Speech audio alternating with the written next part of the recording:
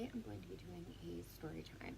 I had been asked to do this story time quite a while ago, and I'm going to start off by saying that this is something new that I'm going to be doing on the channel, in addition to the things that I already usually do on this channel.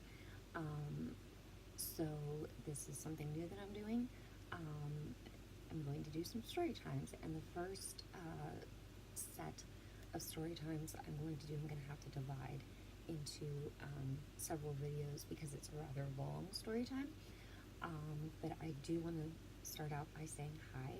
I'm Heather, and today I'm going to talk about my son, my oldest son, Brandon. I do want to do a disclaimer before I start this video. If you are in any way, shape, or form triggered or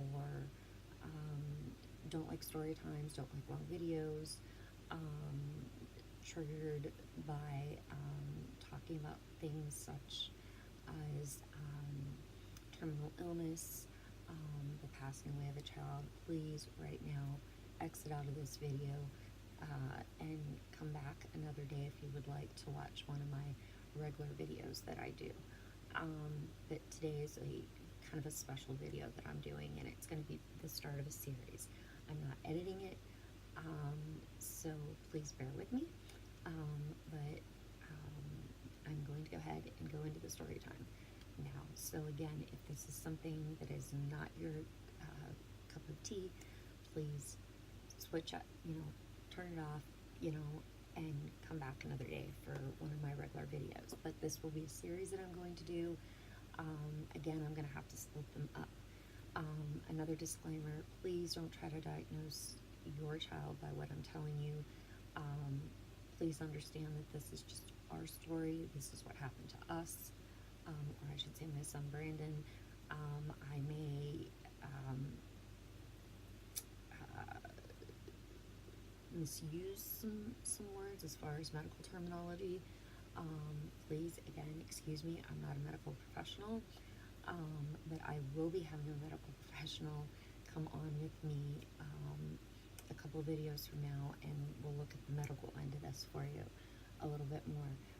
Again, this is just our experience. This is what happened to us, our family, our son, our oldest son, Brandon. So please, again, don't try to diagnose, and if I missay something, I'm very sorry. So I'm going to get started. And yes, my youngest son, Austin, does know that I'm doing this video, and he is all right with me doing these videos. So let me begin by telling you that I have two beautiful sons. One is Brandon, who is my angel in heaven, and my second is my son, Austin, who is my angel here on earth. And probably the reason why I'm here today. Anybody who's lost a child knows that it is one of the most difficult things that you will ever go through. Really, it's unimaginable, and you go through things and you have feelings that I don't even have words to express what those feelings are. But it's just something that you don't ever get over. You just, I guess, learn to live with it, and come to terms with it as best as you can. But yeah, so I will start off by saying that. But yeah, Brandon's story begins where I'll go back a little bit. Again, I made a Make-A-Wish video, so if you want to go back and watch that first and then come to this, that's fine, or afterwards. But Brandon was born. Let me go back and start a little bit, maybe with the pregnancy. Again, I tend to chatter a little bit. I'm sorry. And I may do some pausing here and there because this is a hard subject. But yes, my son, Brandon, I got pregnant with him. He was my first child.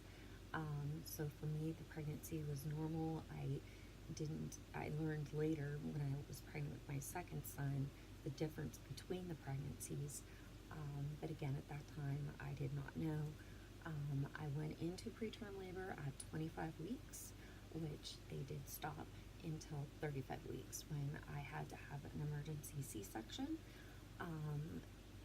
due to there was complications with the pregnancy as far as he was not breathing right. He quite a few times stopped breathing while we were on the monitor, and that's when they said they had to do the emergency C-section, which they did do. I was asleep for that one because they really had to get in there and get it done. And yes, he was born. And they did tell me that the cord had wrapped 4 times around his neck, which later on in this story you will get more details about that, but they called him the angel baby in the nursery. And again, I'm not going to name the name of the hospitals or doctors in this video because I would like to keep that private.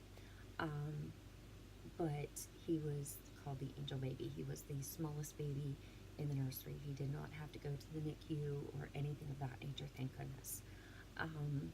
He was in there for a week because he was slightly jaundiced, and then we got to take him home. At home, I thought, that he would be behind slightly because he was born at 35 weeks, so I had the little milestone book, and when he wasn't meeting the milestones, I just assumed it was because, again, him being born early, and his pediatrician at the time was saying that I was correct in thinking that. He told me that I had a healthy baby that was born early. When I would ask him why his scalp was so rough because he had a rough scalp, he told me it was cradle cap. It was not. I found out later. And again, I'll go into more of that later or in a different video. He also slept quite a bit and could sleep through anything. And again, the pediatrician told me that was normal. I suppose it is for some babies. Again, I'm not really certain. But then he was also extremely floppy in the sense of like he was like a rag doll. You had to completely support his body. Even for 6 months, he still could not hold his head. At that point, we decided that it was time to go to a different pediatrician, possibly a pediatrician that could actually help us figure out what was going on with our baby, because now we were starting to really become concerned because, again, milestones that he should have met way earlier on, he was not meeting at all. So we took him to a new pediatrician who immediately noted that there was a problem. There was something not quite right. She began testing him for, different things, of course, and things were either coming back negative or inconclusive. And so finally, she, actually not very long into it, she got us in touch with a wonderful neurologist who, I will not say his name, but he was a complete godsend. And he happened to be an expert in what we would later find out Brandon had. He immediately began some tests. Again, they were coming back inconclusive, but he was pretty confident in the fact that he knew what it was, and he was correct. We did think, of course, we were thinking cerebral palsy because of the fact that he was born early and the cord had wrapped around his neck and cut his airway off. So, that right there, cerebral palsy, which Brandon did have. Also, he began to tell us of a couple diseases that he thought that Brandon may have. One was Wilson's disease, and one was Menkes disease. Wilson's disease, please don't quote me on this, but I do believe it is an overabundance of copper, and I do believe they can live with that. Again, don't quote me on that. When I have the medical professional on, she can fill you in more about that. But then there was the Menkes disease, which is a lack of copper and an inability for the child to utilize the copper in the way the body needs to. And Menkes disease is a terminal illness. There is no cure for Menkes disease. There's no cure. And I believe to this day there is no cure. But again, when we go through the medical parts of this, I will, excuse my phone. Sorry, I have my cell phone sitting here and I forgot to turn it down, so please excuse. But yeah, so we were on the learning about the Menkes disease, as I said. He did some more testing, and finally at the age of 8 months, he began to explain to us what our son had, because the tests were starting to come back positive for Menkes disease. Again, Menkes disease, if you do not know, is considered an orphan's disease in the sense of it is so rare that I had a chance of getting struck by lightning 5 times than to have this happen. So they consider it an orphan's disease. That's why they call it that, because it's so extremely rare. And our Brandon had it. At the time when he first started talking to us, we didn't quite understand what it meant, except, that again, his copper was low and his body had an inability to use it properly, to utilize it correctly.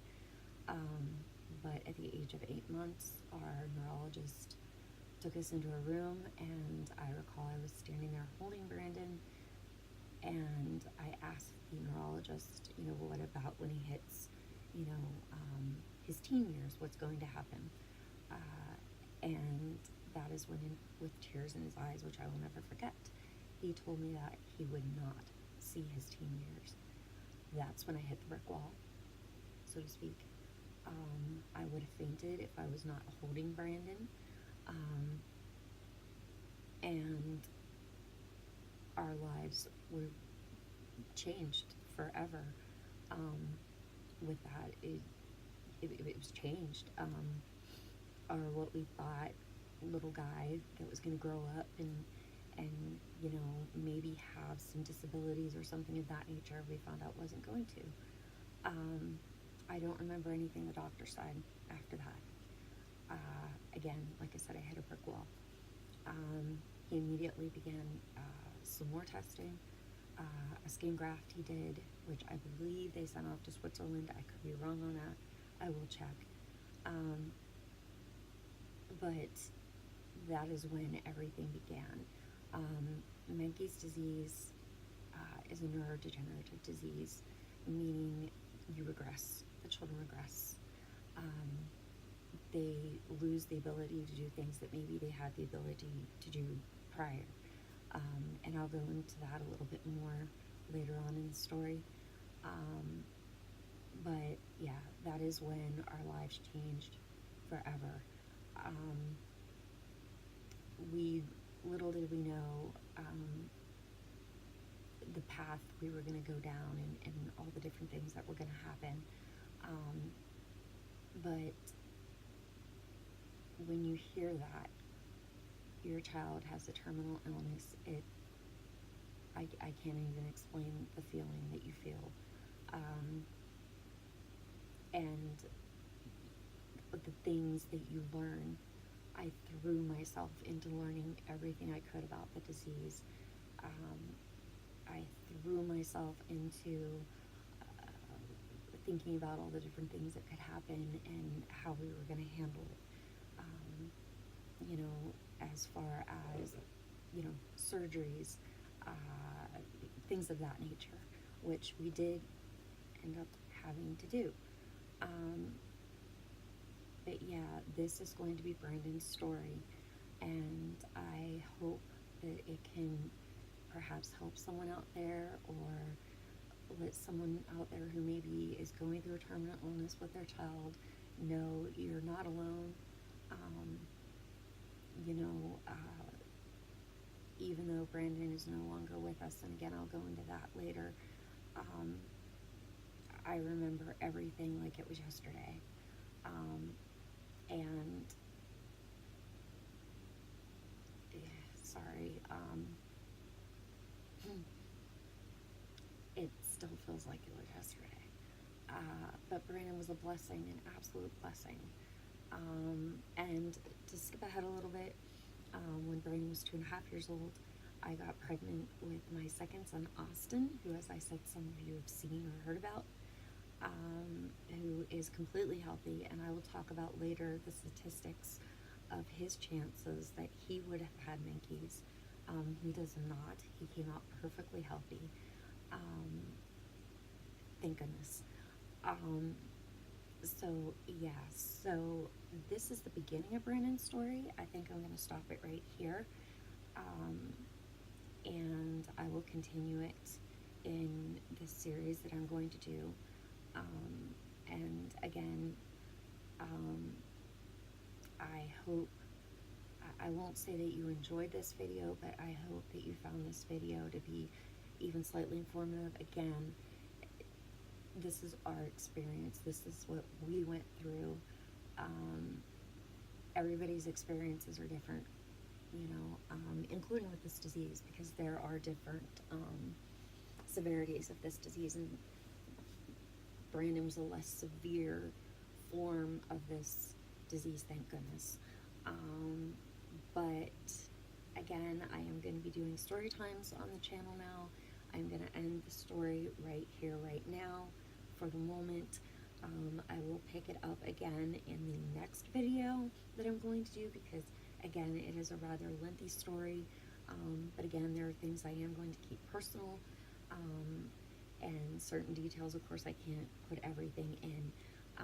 Again, I'm also going to be doing, in addition to story times, the regular content that I usually do on this channel, which is, beauty, freebies, mom things, just all kinds of different things, collabs, things of that nature. So if you are interested in that end or that side of the channel, great. If you enjoyed the story times, or not maybe enjoy, but if you found this to be helpful, or maybe helpful to somebody that you know, please let me know in the comments below. Please be kind, and thank you. I will see you next time with part 2.